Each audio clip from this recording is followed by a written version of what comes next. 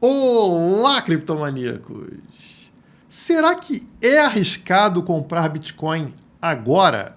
Vamos lembrar que o fundo do poço do mercado aconteceu há muito tempo atrás. Aconteceu no final de 2022, quando o Bitcoin atingiu 15 mil dólares. Agora estamos em 2025 e o Bitcoin está próximo de 100 mil dólares. Você deveria comprar Bitcoin agora ou o risco é alto demais para isso? Falando em risco, existe o risco de você não estar prestando atenção no que eu estou falando. Então, prove que você está concentrado apertando esse botãozinho de like aí, que ainda ajuda o canal a crescer. Bom, ao contrário de ativos do mercado tradicional, o Bitcoin vive no livre mercado. Portanto, o seu valor depende diretamente de oferta e demanda. De 2020 para cá, a oferta de novos bitcoins representa 1,4 milhão de unidades. Nesse mesmo período, somente empresas e ETFs demandaram 3,1 milhões de unidades de Bitcoin. Isso significa que essas empresas e ETFs não consumiram somente o 1,4 milhão de bitcoins que foram criados via mineração. Eles consumiram também 1,7 milhão de bitcoins que saíram das mãos de sardinhas, de investidores comuns. Isso deixa claro para você que quem está alimentando as baleias são as sardinhas. Está acontecendo uma migração dos bitcoins do investidor do varejão, do investidor comum, para dentro dos ETFs, para dentro dos governos, para dentro das empresas. Acontece que nos próximos 4 anos nós não teremos a mesma oferta de Bitcoin via mineração. Não serão lançados tantos bitcoins como foram nos 4 anos anteriores. Não teremos 1,4 milhão de Bitcoin. Apenas 570 mil bitcoins serão minerados. Se tivermos, portanto, a mesma demanda que tivemos nos últimos 4 anos, o que eu duvido, porque deve ser uma demanda muito maior agora que temos governos, empresas, ETFs, as sardinhas precisariam vender quase 2,6 milhões de bitcoins para cobrir a diferença. Quantos bitcoins existem hoje ofertados dentro de todas as exchanges somadas? 2,1 milhões de bitcoins. Enquanto tem gente dormindo, achando que o Bitcoin vai desabar 80%, a gente está percebendo que mesmo se a demanda se mantivesse somente a mesma demanda, ficasse igualzinha, não existe oferta suficiente para essa demanda. Então, se existe esse desequilíbrio entre oferta e demanda, o que acontece com o preço do ativo? Sim, sobe. O vídeo podia parar aqui, mas essa é uma análise muito superficial, é uma análise de mercado em geral, oferta e demanda. Se a gente se debruçar sobre questões mais específicas do ciclo do Bitcoin, talvez a gente encontre uma outra resposta. Na tela, a gente tem aqui um modelo famoso, para buscar justamente esse equilíbrio de oferta e demanda. Vocês percebem que quando a gente atinge aqui essas cores muito vermelhas nesse gráfico, indica aqui uma sobrecompra, ou seja, está exageradamente esticado e a tendência é o preço desabar na sequência. E é justamente o que vemos, O preço é essa linha branca. Notem que sempre que atingimos aqui essas marcações avermelhadas nesse modelo, o que acontece na sequência é uma queda na linha branca, uma queda forte no preço, ou seja, acaba o ciclo de alta. Então, para cada cor nesse modelo, nós temos aqui uma definição. A cor verde aqui embaixo está dizendo assim, compre igual um maluco, compre tudo que você puder de Bitcoin que você será recompensado. E conforme ela vai ficando aqui na cor amarelada, é mais um hold, ou seja, pare de comprar tanto e segure aquilo que você já acumulou. E como eu disse, conforme vai ficando na cor vermelha, é hora de você começar a vender. Se você olhar para cá, vocês vão perceber que nós já estamos aqui numa cor amarelada e é por isso que aqui na direita vocês encontram um marcador quase em 60, indicando aqui um risco moderado, mas que deixa claro que em nenhum ciclo de alta anterior a alta parou nesse ponto, nessa corzinha amarelinha aqui. Ela sempre vai até um vermelhão lá no topo, dando indícios de que você ainda pode continuar acumulando Bitcoin. Mas vamos estudar mais a fundo, porque se você olhar com carinho para esse gráfico, você vai notar que a cada ciclo que passa, o topo aqui dessa onda vermelha vai ficando mais baixo. Topos decrescentes, ou seja, a volatilidade do Bitcoin vem sendo reduzida E sendo assim, o preço não estica mais tanto quanto antes, né? Se lá em 2013 a gente chegava num vermelhão máximo, agora em 2021 foi quase que um laranjinha. O que nos impediria, portanto, de ao invés de alcançarmos o laranjinha, ficarmos aqui no amarelinho? Talvez esse gráfico aí na tela deixe isso mais claro para você. Esse gráfico mostra aqui os períodos de bull market e bear market com os seus pullbacks, ou seja, com as suas correções. E olha que interessante, quando temos aqui uma subida de preço muito forte, como aconteceu aqui em 2011, qual é a tendência dos pullbacks, das correções? As correções serão para baixo, né? Se a tendência de preço está para cima, as correções serão para baixo. E elas serão pesadamente para baixo. Notem aqui as ondas vermelhas marcando o percentual de queda que a gente teve ao longo dos pullbacks de 2011, né?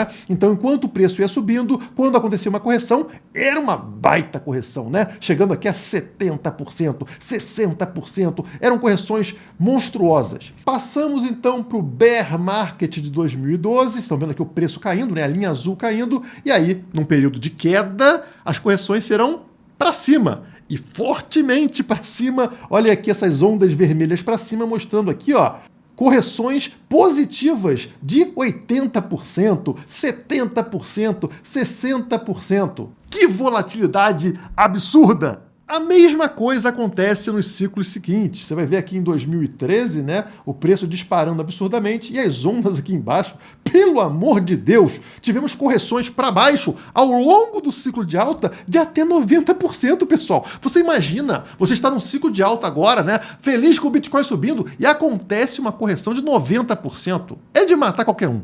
Só que notem a tendência conforme os anos vão passando. Vocês estão vendo aqui, a gente continua com ciclos de alta e ciclos de baixa, mas olha essas ondas vermelhas que mostram a volatilidade, as correções para cima e para baixo, como elas vão se tornando mais fraquinhas, pessoal. Agora, aqui já em 2017, né, a gente vê as correções para baixo ao longo do ciclo de alta, atingindo aqui 40%, 30%.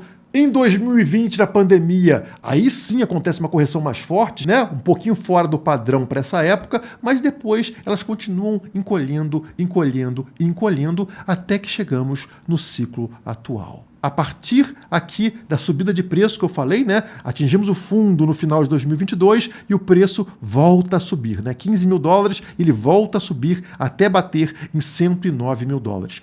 Olha as ondas de correção para baixo ao longo do ciclo de alta. Elas não atingem nem bem 25%, tá vendo, pessoal? Ondas que chegavam a 90% no passado, agora são ondas aí 20%, 25%. Sendo assim, a gente precisa normalizar esse gráfico aí pela volatilidade. Desconte a volatilidade de cada período e você vai encontrar exatamente onde o preço está indo de 0 a 100, utilizando uma mesma base e ficando transparente para vocês em que momento estamos agora do ciclo. E é justamente isso que vocês têm aí na tela. Uma espécie de gráfico arco-íris normalizado pela volatilidade. E olha que maravilha, pessoal. Fica claro pra gente que os ciclos terminam sempre nestas faixas vermelhas aqui no topo. E o fundo do poço, lá no bear market, lá no ciclo de baixa, acaba sempre nessa faixa roxa aqui embaixo. Qual dessas faixas aqui representa a média de preço do Bitcoin? Nós estamos usando um modelo chamado Power Law. E aqui, a corzinha que representa a Power Law é a corzinha verde. Essa aqui, mais ou menos no meio, né? Uma cor verde.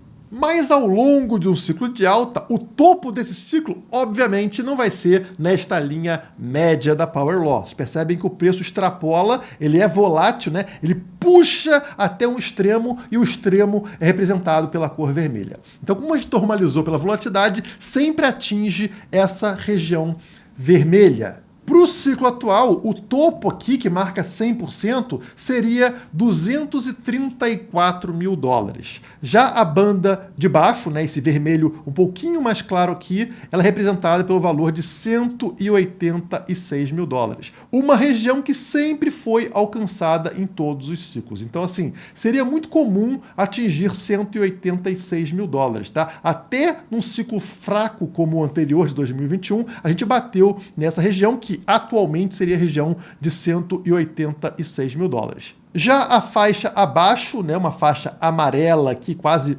mostarda, é a faixa representada por 148 mil dólares. Nenhum ciclo foi tão fraco assim. E é por isso que eu falo que eu começo a vender ali na região de 150 mil dólares quando chegarmos lá, né? Porque é uma região assim, digamos, segura. E o Bitcoin se encontra na faixa abaixo, essa amarelinha clara aqui, onde o topo dela está em 117 mil dólares. O topo que a gente pegou foi em 109 mil dólares. E é aí que eu te faço a pergunta. Você acha que a gente vai parar nesta faixa amarela clara aqui, 1 grau acima da média da Power Law, algo que nunca aconteceu na história? Seria extremamente improvável o ciclo acabar aqui. Então a tendência natural é o Bitcoin subir para essas duas faixas vermelhas lá em cima, né? Pelo menos 186 mil dólares, como eu falei para vocês.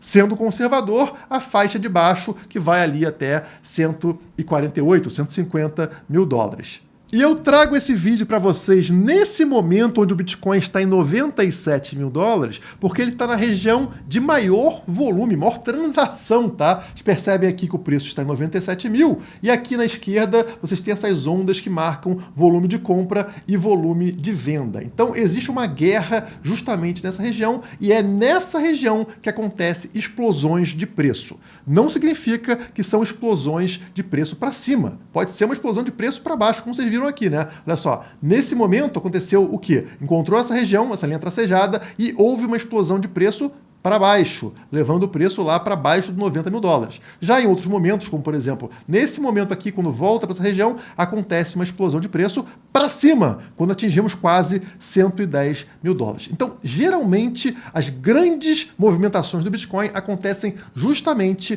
próximo a 97 mil dólares, onde existe uma guerra entre compradores e vendedores.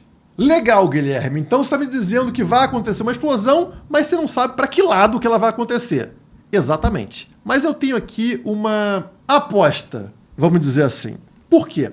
Olhem para esse gráfico aqui, onde encontramos 3 linhas, né? E elas meio que se seguem quase que sempre. Essas 3 linhas são título do Tesouro Americano de 10 anos, a linha branca, petróleo, que é a linha cinza clarinha, e o dólar, DXY, índice dólar, que é a linha verde. Agora, existe algo interessante nesse gráfico que nos dá o poder de prever o futuro.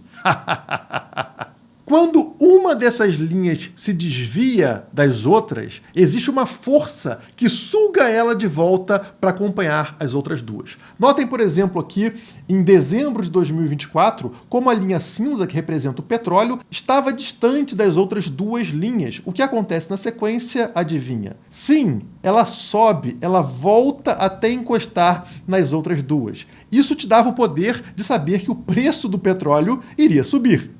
A mesma coisa acontece em fevereiro desse ano, quando a linha verde, que representa o dólar, estava muito para cima, muito descolada das outras duas. Adivinhem, o que acontece na sequência é a linha verde voltando, né? E o dólar tendo uma queda para acompanhar as outras duas. Se olharmos para o momento atual, vocês vão notar que a linha branca, que representa aqui os títulos do governo americano de 10 anos, ou seja, aquele dinheiro conservador, fácil de ganhar, estava muito descolado das outras duas linhas. E o que vem acontecendo desde então é uma queda nessa linha branca. Isso vai ser ajudado pelas outras duas linhas, dólar e petróleo, que estão em queda desde janeiro. Portanto, a tendência agora é que os três comecem a ter uma direção para baixo, né? Seguir essa tendência de queda no médio prazo.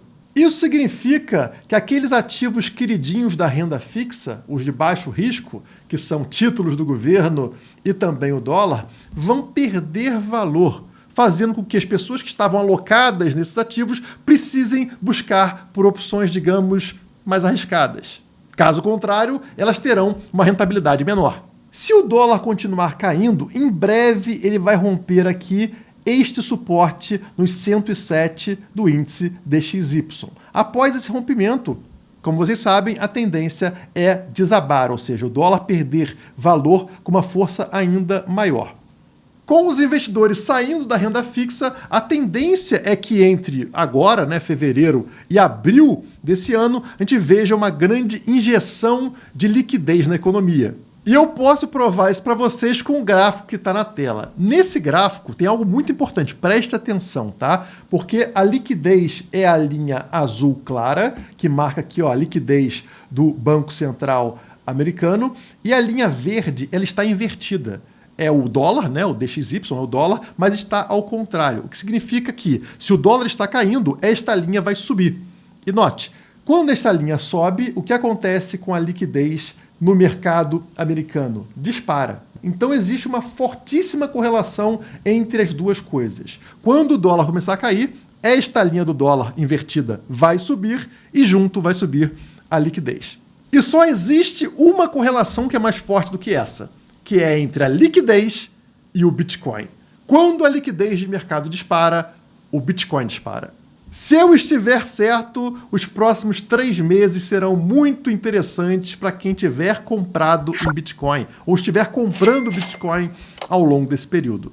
Resumindo o vídeo, por diversos fatores, não me parece tarde para você estar posicionado em Bitcoin ou estar acumulando Bitcoin. Isso deve acontecer em breve. Eu acredito que dentro dos próximos 3 meses a gente vai atingir um ponto onde acumular Bitcoin talvez comece a ser arriscado e que aí algumas pessoas podem começar a fazer o processo contrário, né? Converter para o USDT, para o USDC, para proteger parte do patrimônio, e outras podem simplesmente holdar Bitcoin, mas sem acumular no mesmo ritmo atual. Até lá, aproveite o ciclo de alta, inclusive as quedas, porque as quedas permitem a você acumular uma quantia maior de Bitcoin com o mesmo valor em real. Para fechar esse vídeo, quero falar para vocês que ainda não fechamos a vaga de emprego que está aberta na Criptomaníacos, a vaga de gestor de portfólio. Não é fácil encontrar um profissional com essas características que eu vou trazer aqui para vocês. Quem sabe você não tem ou conhece alguém que as tenha. Então vamos aqui, ó.